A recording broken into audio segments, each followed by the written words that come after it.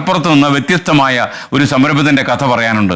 9ാം ക്ലാസ്സിൽ പഠനം നിർത്തി ജീവിതം വീടിൻ്റെ അടുക്കളയിൽ ഒതുക്കിയ ഒരാൾ ഷരീഫ എന്ന കക്ഷി IT കോഴ്സുകൾ പഠിപ്പിക്കുന്ന മൗണ്ട് സ്കൂൾ എന്നൊരു സ്ഥാപനം തുടങ്ങി. ഇന്ന് ആ സ്ഥാപനം വളരെ ഗംഭീരമായി പോകുന്നു. കുടുംബശ്രീയുടെ സഹായത്തോടെ വളരെ നല്ല നിലവാരത്തിൽ പോവുകയാണ് ഈ സ്ഥാപനം എന്ന് അറിയുന്നു. അത് സന്തോഷം.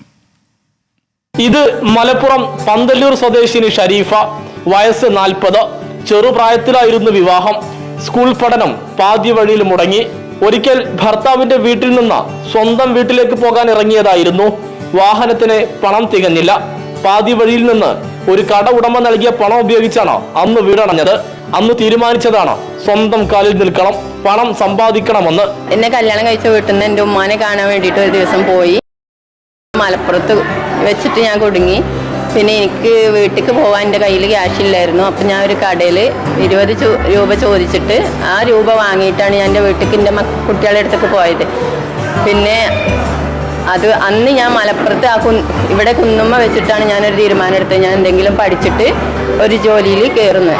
അതേ സ്ഥലത്ത് മലപ്പുറം കുന്നുമ്മലിൽ മുൻനിര IT സ്കൂൾ നടത്തുകയാണ് ഇന്ന് ഷരീഫ. ഷരീഫക്കൊപ്പം 5 അധ്യാപകർ സ്ഥാപനത്തിലുണ്ട്. 12 കോഴ്സുകളാണ് ഇവിടെ പഠിപ്പിക്കുന്നത്. പുതിയ കോഴ്സുകൾ ഉടൻ തുടങ്ങും. 144 വിദ്യാർത്ഥികൾ പഠിക്കുന്നുണ്ട് ഇവിടെ. 1000-ലധികം വിദ്യാർത്ഥികൾ പഠിച്ചിറങ്ങി. നിലവിൽ 15 വയസ്സ് മുതൽ 67 വയസ്സ് വരെയുള്ളവരാണ് ഇവിടുത്തെ വിദ്യാർത്ഥികൾ. പുതുതായി ജോയിൻ ചെയ്തിട്ട് ഇപ്പോൾ 2-3 മാസമായി നമ്മൾ പഠിക്കുന്നത്. പിന്നെ ഞാനത് അത് ചെയ്തതാണ് ഈ ഫീൽഡ്. MS ഓഫീസും DTPN പഠിച്ചിരുന്നതാണ്. പഠിച്ചിട്ട് എനിക്ക് ജോലി കിട്ടിയിരുന്നു. ഇവിടെ മലപ്പുറം AEP സ്കൂളിൽ ഞാൻ വർക്ക് ചെയ്തു 2 വർഷം.